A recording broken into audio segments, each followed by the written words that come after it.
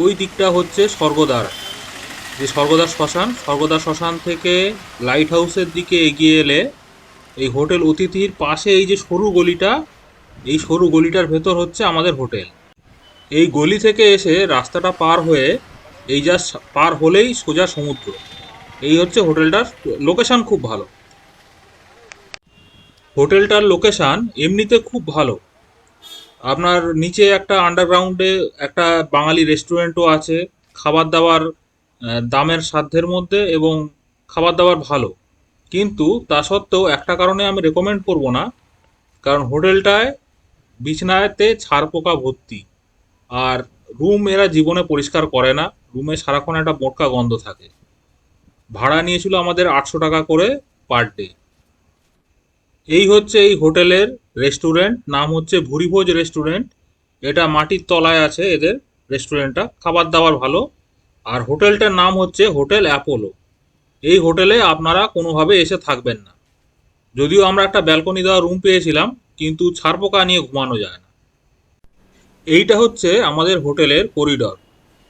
এই করিডরটা শেষ মাথায় আছে ব্যালকনি, আর এই ডান দিকের রুমটা হচ্ছে আমাদের।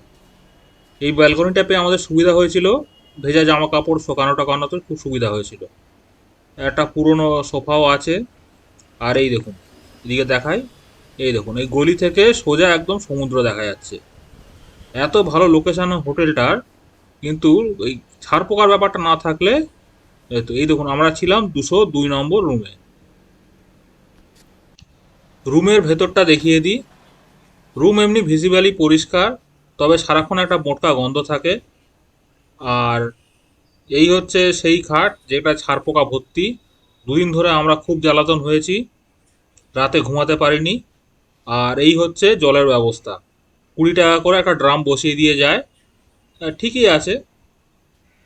আর এই হচ্ছে সকালবেলা আমি। আর টিভিটা চলে না, বাকি ঠিকঠাক আছে। বাথরুমটা দেখিয়ে দিই। বাথরুম বেশ পরিষ্কার আর বেশ বড়। আর এমনি সব ঠিকঠাকই আছে, কলও ঠিকঠাক কাজ করে, শাওয়ারটা কাজ করে না, তবে বালতি মগ দিয়ে হয়ে যায়।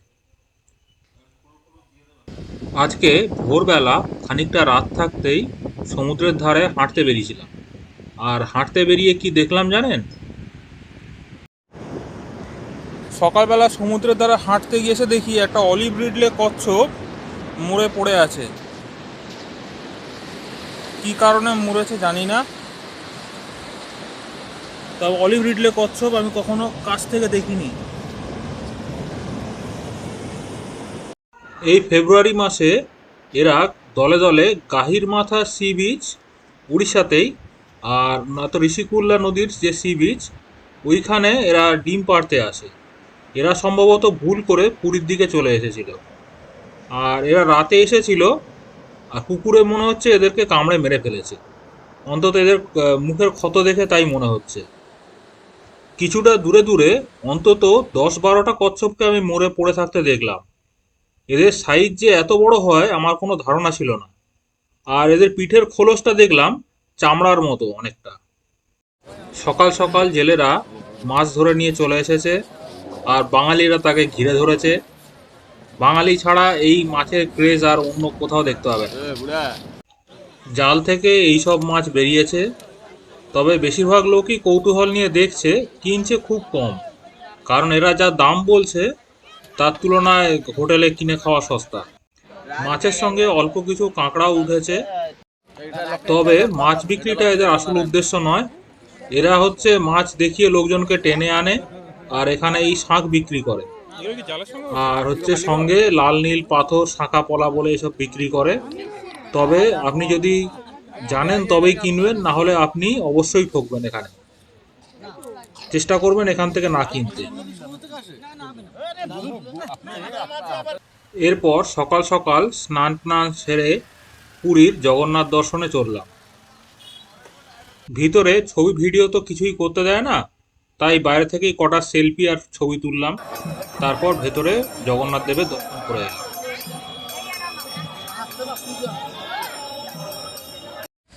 আমাদের ট্রেন আছে রাতের বেলা, তাই বিকালবেলাটা বিচেই খানিকক্ষণ ঘোরাঘুরি করে কাটাবো ভাবলাম।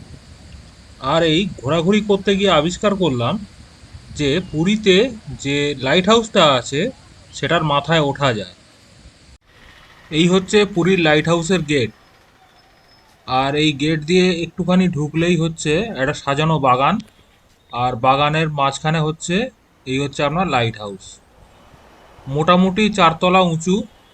ও লাইট হাউসের এন্ট্রি ফি হচ্ছে 10 টাকা। এই সাজানো বাগানে ঢুকতেই আপনার আছে সুলভ শৌচালয়। সন্ধে হয়ে আসছে, তাই বাগানটা না ঘুরে আগে লাইট হাউসে ঢোকাটাই স্থির করলাম।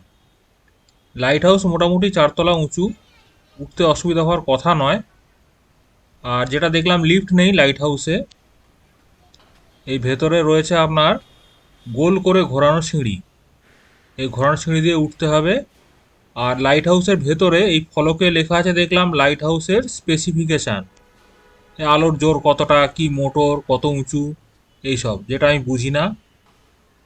আর এই গোল সিঁড়ি দিয়ে ঘুরে ঘুরে আপনাকে উঠতে হবে। সিঁড়িটা সরু মতো, রেলিং দেওয়া আছে, উঠতে অসুবিধা হওয়ার কথা নয়। ওই ওপর অবধি ঘুরে ঘুরে উঠতে হবে। এমনিতে কোনো অসুবিধা হওয়ার কথা নয়, কিন্তু যদি আপনার ভার্টিগো থাকে তাহলে আপনার যথেষ্টই অসুবিধা হবে। আর সিঁড়িটা সরু মতো, যার জন্য আপনার পাশ থেকে আপনি নিচের অবধি দেখতে পাবেন, সেই জন্য আপনার অসুবিধাটা একটু বাড়বে।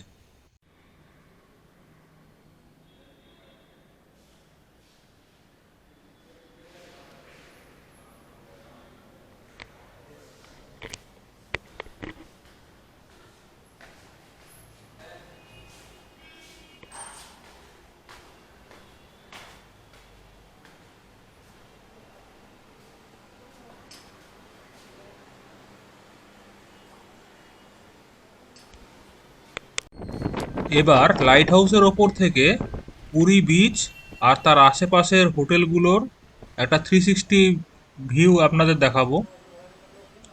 সন্ধে হয়ে আসছে, শীতকালের সন্ধে, তাই একটু ঝাপসা মতো হয়ে রয়েছে চারপাশ। একটু বেলাবেলি উঠলে ভালো হতো। এই হচ্ছে সি বিচের পেছন দিকের হোটেলগুলো।